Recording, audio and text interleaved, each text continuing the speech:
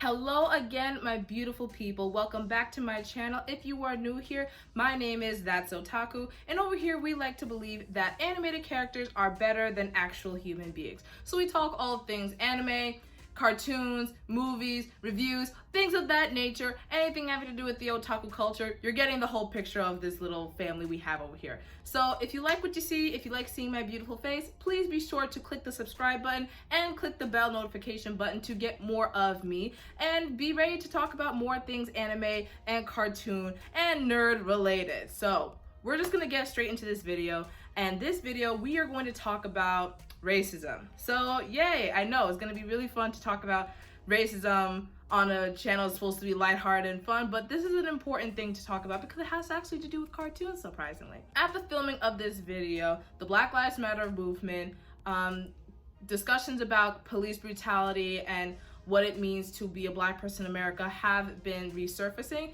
They've always been present. I like to add, like the Black plight, and I can understand that because as a Black person, I do have my own plight. But the Black plight has always been around and permeated in America. It's just sometimes it resurges in trending and popularity. So now everyone's talking about it. So I think this would be a great time to bring up how certain racism topics have been discussed in cartoons. We've seen it before in other forms of shows as well. Like if you watch That's So Raven, there was an episode about racism. Or if you still only like cartoons, there was a Static Shock episode, which I could do a review and analysis on that if you would like me to. Just comment down below if you want me to go through Static Shock next. But I think I want to start off approaching the racism within the cartoon and animated sphere at a little bit of a quote-unquote softer angle, and I'm going to be talking about the show Teen Titans. So if you are a 2000s kid like me, well, not a 2000s kid, but if you were a fan of shows in the 2000s and you were a fan of Cartoon Network, then you must be familiar with Teen Titans. You have 5 teens. You have Cyborg, Beast Boy, Raven, Robin, and of course Starfire.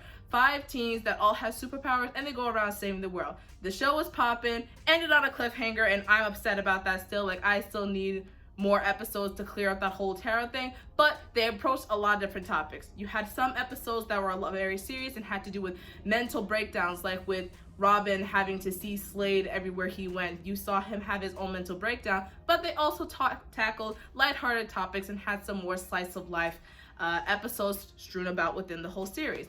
But what I do want to talk about is this one episode in particular, episode 45.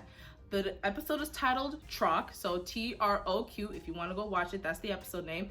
And that is the episode where I think they try to teach their audience and just showcase to their audience the topic of racism without abruptly saying it. Now, I think the reason why they did this is because when it comes to hearing certain words or certain things on TV, especially if you're broadcasting it on a public network, a lot of times parents and companies will be like, oh, you shouldn't talk about certain things on TV. You shouldn't talk about homophobia. You shouldn't talk about racism. You shouldn't talk about sexism.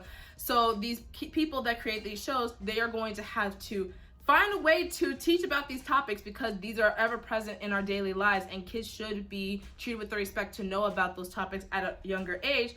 But the way they kind of work around it and find a loophole is by doing it subtly and not having it be addressed out front, so the kids still get the message, but the parents are happy because they didn't talk about racism when low-key they did, especially now when you're older and you're looking back on it. Like when I saw Troq for the first time, I was like, what, 11 years old? I understood what the message was, but it didn't hit me as much then compared to now as an adult, in terms of the feelings that Starfire was going through and the feelings of seeing her body language change as she was being called Troq. But so the way this episode starts off is you have the gang, you have the Teen Titans. They come across this guy named val-yohr. Now, val-yohr, he is strong, he is mighty, he's very heroic. He just seems like an all-around good guy. And the Teen Titans look up to him for his prowess when it comes to his fighting abilities and for his leadership. And they're just like, oh my gosh, val-yohr's the best. Like, hells yes, val-yohr. And they go on adventures with him. Now, all 5 of them, they all enjoy him. They want to have him like him. So you see them just trying to be like, oh, look, I did this well. Oh, look, I did this well. And for some reason, okay, val-yohr loves everybody except for Starfire. We don't know why he doesn't like Starfire at the beginning of this episode. We just know that he looks at her different, talks to her different, doesn't address her by name, and has a very different body language and demeanor when talking to her. Even within the first meeting, Starfire is like, "Hi, welcome to Earth. My name is Starfire." He don't even look at her. He just goes to the other ones and says, "I see you have a Tamaranian." First off, what's that supposed to mean? What are you trying to say? So what, she's a Tamaranian? But I'm getting heated right now, and it's only been the first few minutes of the episode that we're getting into. So all throughout the episode, while they're trying to defeat whatever aliens is in this show or this episode today, all throughout the episode, you see val-yohr being like, "Hey, Beast Boy, you can take care of manning the blasters. Hey, Cyborg, you can navigate. Hey, Raven, you're doing really great with that whole like Azarath, Metreon, Synthos type shit. Keep going with that." But then with Starfire, she makes one tiny mistake, which fair enough, in the episode it could have blown up the entire shit, but she says one thing. Even though beforehand he didn't even address her existence, he blows up on her and just has a completely different attitude. After she tries to apologize for said mistake, he then proceeds to say, "I don't need help from a stupid Troq." And you can see, after the commercial break, you can see that Starfire's demeanor the entire time on this ship afterwards completely changes.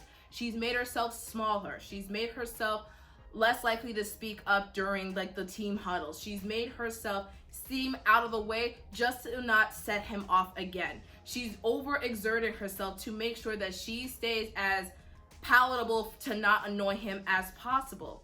And I feel that that's very telling to what a lot of Black and other people of color may go through when they are called hurtful terms that have to do with their race. A lot of times, or I can only speak for myself, of course, for me, whenever back in my school, I went to a predominantly white school pretty much my entire life. When things like this happen, I myself can recall catching myself trying to be smaller or trying to be better, trying to not hurt anybody's feelings, or trying to be as nice and respectable as possible just so I don't incite that anger again, to which they can call me that again and I don't have to feel that pain again. I was doing everything in my power to make sure that they don't try to hurt me again, and that doesn't seem right? That now that you're looking at it, it doesn't seem fair. Val-yohr now proceeds to send her into space outside of the ship to go move a bunch of mines so as the ship does not detonate any of them. Fine. But the way that he designates Starfire to do this is like, "Oh, I know I can do it, but I don't want to put myself in danger, so I'm going to tell the Troqui to do it." He calls her Troq and calls her Troqui so easily after he got away with it the first time. He was holding his tongue in the first half, but the minute that he saw that, "Oh, she's not going to do anything about it when I say something, well, then I'm just going to call her that over and over again." But eventually, after Starfire comes back from moving the mines out of the way, Cyborg calls her Troq as well, and you can see that she gets viscerally mad, like, "You do not call me that." But going back to the mines, he is saying, "Oh, your people have been known to withstand harsh conditions." As a Black person, we've heard that statement for us when it comes to calling us like the N-word or any other epithets that you can think of, with that, "Oh, Black people don't feel pain." You hear that in the doctor's office. Black people are fine. They don't need to be taken care of. Like, they can withstand anything. I mean, that's especially for Black women, I feel, but that's a whole other topic for another day. But the way that he says, "Oh, your people can withstand anything," okay, fine. But that doesn't mean that she should put herself in danger, and you should be so willing to put her in said danger. But she goes out, handles the job like a champ, shuts him up for a little bit, but then he proceeds to continue to call her Troq the entire episode and just doesn't care about how she feels. Starfire went from making herself smaller during the briefing to not incite any violence from him, because this is violence. The words that he's using to her is violence, just like how a bunch of racial terms for other people can be used as violence because it's meant to hurt emotionally. That's emotional violence. He proceeds to not regard how much she is valued to the team. He proceeds to continue to degrade her as they proceed to finish up the rest of the mission. He doesn't care about how she's feeling. She's going from making herself smaller to all of a sudden having to boss up, having to prove something to him that, "You are calling me a Troq, I am not what you are calling me." And also, I forgot to mention that the term Troq means nothing.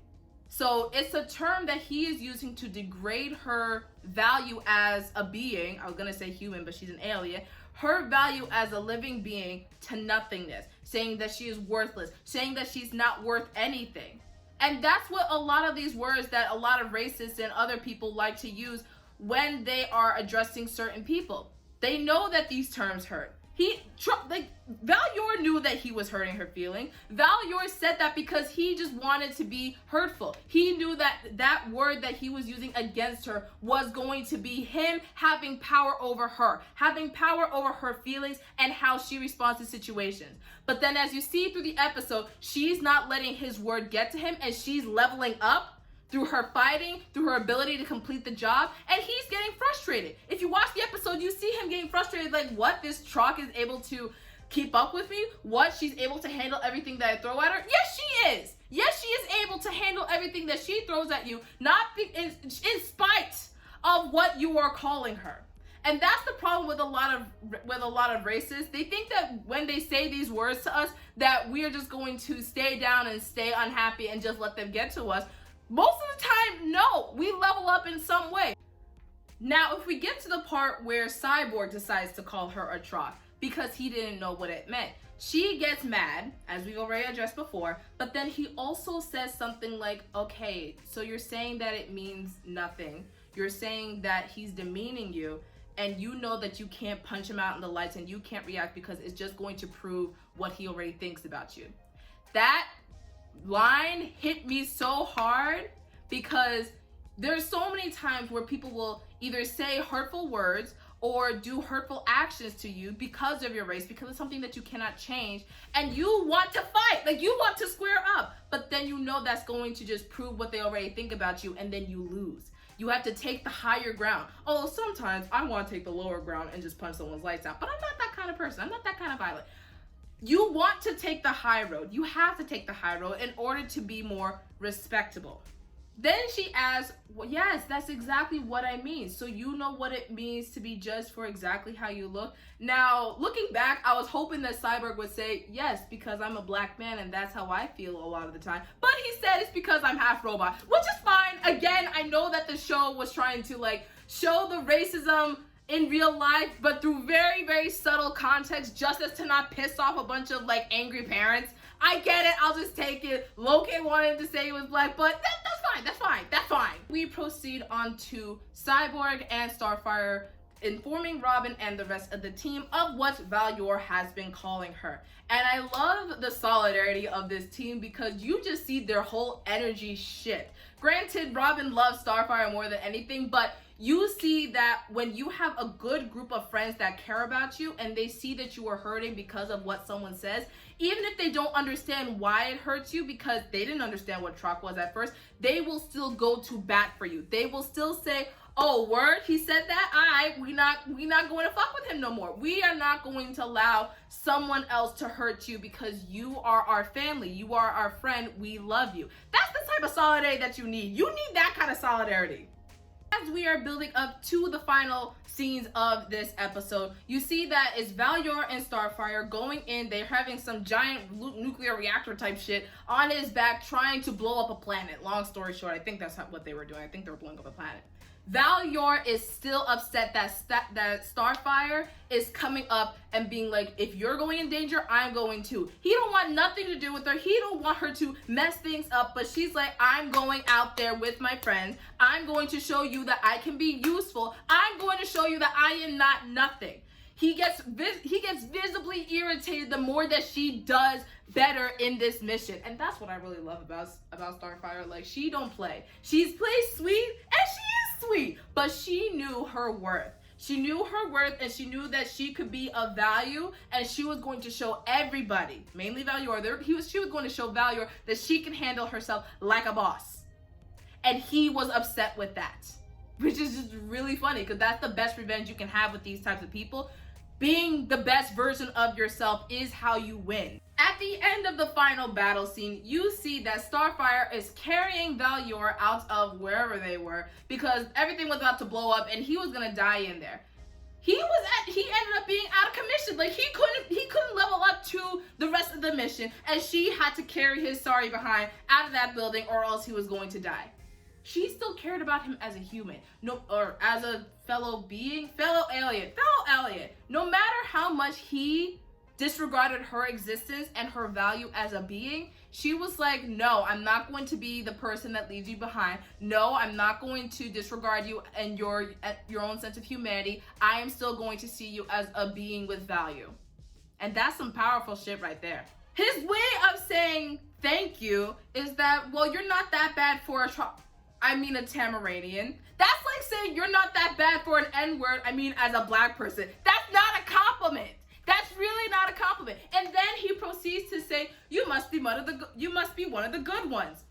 Good ones what? Good ones what? Just because I was of use to you? Whether or not I was a good fighter or a bad fighter does not make me any less Tamaranian or any less of a person of value compared to my other fellow brothers and sisters. That's just like when people say like, oh, if you are a black person, well, you might as well be like one of the good ones that go to school instead of like one of the bad thugs and like the thoughts that be like twerking all over the shit. You're not about to say that I'm better than a thug, or I'm better than a person that twerks, or I'm better than someone that didn't go to college. I'm better than whatever. You're not about to pull that respectability politics on me. Just because I went through a different path, or I am different. We all come in different shapes and sizes. There's no such thing as a good black person, a good Asian person. There's just good person. You don't need the race part, or in this case, the alien race part, to justify or degrade someone else's worth. That doesn't make any sense.